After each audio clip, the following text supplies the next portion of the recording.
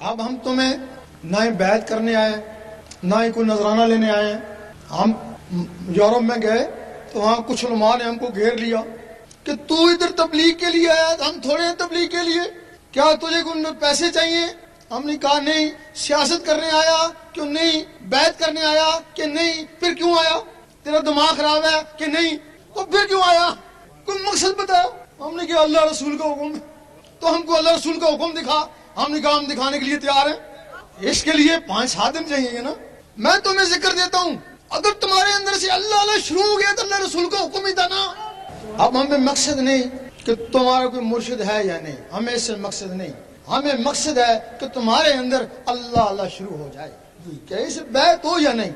جو مرشد والے ہیں یا بغیر مرشد ہیں, ضروری ہے کہ پہلے ان کے پاس کسوٹی ہو نا مرشد کو پرکھنے کی.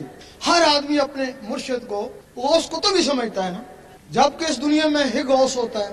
3 کتب ہوتے ہیں, جس طرف جاؤ پتہ نہیں کتنے غوث اور کتنے کتب زما, کتنے ابدال ہوتے ہیں. اب پتہ نہیں کس کا مرشد کامل ہے, کسی کا کامل ہوگا نا. اب اس کے پاس پہچان کیا ہے؟ اگر تو اس کا مرشد کامل ہے, واقعی کامل ہے, تو پھر وہ جیسا ہی ہے آپ اللہ سے سارا ہو. لیکن کامل ہو تب نا, اب اس کو یقین تو ہونا چاہیے نا, اس کو پرکھ تو ہونا چاہیے مرشد کامل ہے یا نہیں.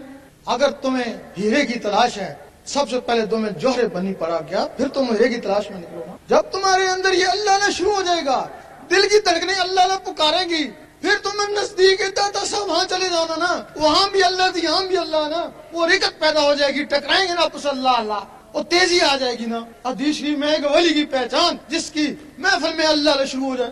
اب اللہ اللہ تھا نا, وہاں داتا صاحب پہ جا کے اور تیز ہو گیا نا, ثبوت ہو گیا کہ ولی اللہ. پھر آگے بابا فرید کے پاس چلے جانا, وہاں بھی اللہ یہاں بھی اللہ, رکت پیدا ہو جائے گی, تیز ہو جائے گا نا, ثبوت ہو گیا نا. پھر اپنے مرشد کے پاس چلے جانا. اگر اس کے پاس جانے سے جو بات داتا صاحب پہ ہوئی تھی, بابا فرید پہ ہوئی تھی, جانے سے وہ بات ہوتی ہے, پھر تمہارا مرشد کامل ہی. پھر اب پکا یقین ہو گیا, اب اس کا دامن نہیں چھوڑنا. اب جان جاتی ہے تو جانے دے, جان کو تو ویب سے بھی جانا ہے نا, اب اس کا دامن نہیں چھوڑنا. اب بار بار اس کے پاس جاتا ہے, بار بار اس کے پاس جاتا ہے, کچھ بھی نہیں ہوتا ہے. اس کا مطلب ہے پھر وہ کچھ بھی نہیں ہے نا. ہاں ماں تیری زندگی برباد کر رہا ہے نا, وہ تیرے اندر کو خراب کر رہا ہے نا. جس کے ذریعے تو نے رب کو پانا تھا وہ اس کو ضائع کر رہا ہے نا.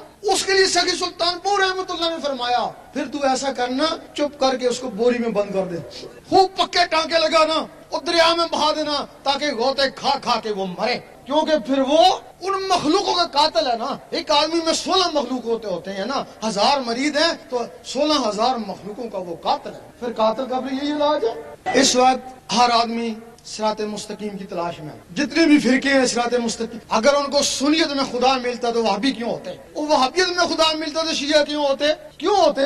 سارے صراط مستقیم کی تلاش میں ہیں. اندر سے مطمئن کوئی بھی نہیں ہے. زبانی عقیدے ہیں, اندر سے مطمئن کوئی نہیں ہے. صراط مستقیم 2 منٹ میں پتہ چل جائے گا کہ صراط مستقیم کیوں. ہر فرقہ اس کو تسلیم کرے گا, جتنے بھی فرقے والے بیٹھے ہیں, حتیٰ کہ اگر غیر مذہب ہیں تو وہ بھی کہیں گے صحیح کہتا ہے. کچھ لوگ ایسے ہیں جن کے ظاہر بھی خراب, باطن بھی خراب, بھلے وہ کہیں ہم عاشق رسول ہیں, نہ ظہر میں نماز روزہ ہے, نہ ان کا دل اللہ اللہ کرتا ہے. یہ صراط مستقیم نہیں ہے, بھلا کسی بھی فرقے سے ہو. کچھ لوگ ایسے ہیں جن کے ظاہر درست ہیں اور باطن خراب ہیں, وہ ہمارے عابد زاہد لوگ ہیں, اکثر عالم بھی ہیں. اگر وہ صراط مستقیم ہوتا تو 72 فرقے کیوں ہوتے؟ انہی عالموں عابدوں نے فرقے بنائے نا. صراط مستقیم یہ بھی نہیں ہے. تیسرے وہ لوگ ہیں کہ جن کے ظاہر خراب اور باطن اللہ اللہ کر رہے ہیں. ظاہر میں کوئی نماز روزہ نہیں ہے لیکن دل اللہ اللہ کر رہے ہیں, وہ ہمارے مجذوب ہیں. وہ ان کے لیے صحیح ہے, وہ اللہ کی راہ میں پاگل ہو گئے. پاگلوں کے لیے کوئی کام نہیں. کی نقل کرتا ہے وہ زندیق ہو جاتا ہے نا. تو جن کی نقل کرنے سے زندیق ہو جائے تو صراط مستقیم وہ بھی کو, ظاہر بھی درست اور باطن بھی درست. ظاہر بھی کوئی نماز روزہ ہو اور باطن بھی کچھ اللہ اللہ کرے, یہی صراط مستقیم. کہیں سے بھی حاصل ہو جائے. ہر آدمی کہتا ہے اللہ تعالیٰ میرے پہ مہربان ہے. ہر آدمی سے پوچھو کیا حال ہے, بڑا اللہ کا کرم ہے. کیوں؟ اور کار بنگلہ ہے, کرم نہیں تو اور کیا. اور دوسرے سے پوچھتے ہیں کیا حال ہے, کہ بڑی کرم ہے. کیوں؟ غریب خاندان سے تھا, اتنا بڑا افسر ہو گیا, کرم نہیں تو اور کیا. اور تیسرے سے پوچھتے ہیں کیا حال ہے, کہ وہی اللہ کرم ہے. کیوں؟ اتنا بڈھا ہوں, اتنی صحت ہے, کرم نہیں تو اور کیا. یہی کہتے ہیں نا. ہم کہتے ہیں اگر تم اس کو کرم کو سمجھتے ہو تو یہ چیزیں کافروں کے پاس بھی ہیں. جو کافروں کو دی وہ تم کو دی, تو تمہارے پہ کیا کرم ہوا؟ اگر تم دیکھتے ہو کہ واقعی تمہارے پر اللہ کا کرم ہے تو اس کے ذکر میں لگے جاؤ. 2 4 5 6 دن میں اندر سے اللہ شروع ہو گئی تو اس کا کرم ہو گیا. فَاسْكُرُونِي أَذْكُرْكُمْ، تو مجھے یاد کر میں تجھے یاد کر. اگر کوشش کے باوجود اللہ نہیں ہوتا ہے تو پھر اس کا کوئی کرم نہیں. اگر کرم ہوتا تو تم کو اپنے نام لیواؤں میں لیتا.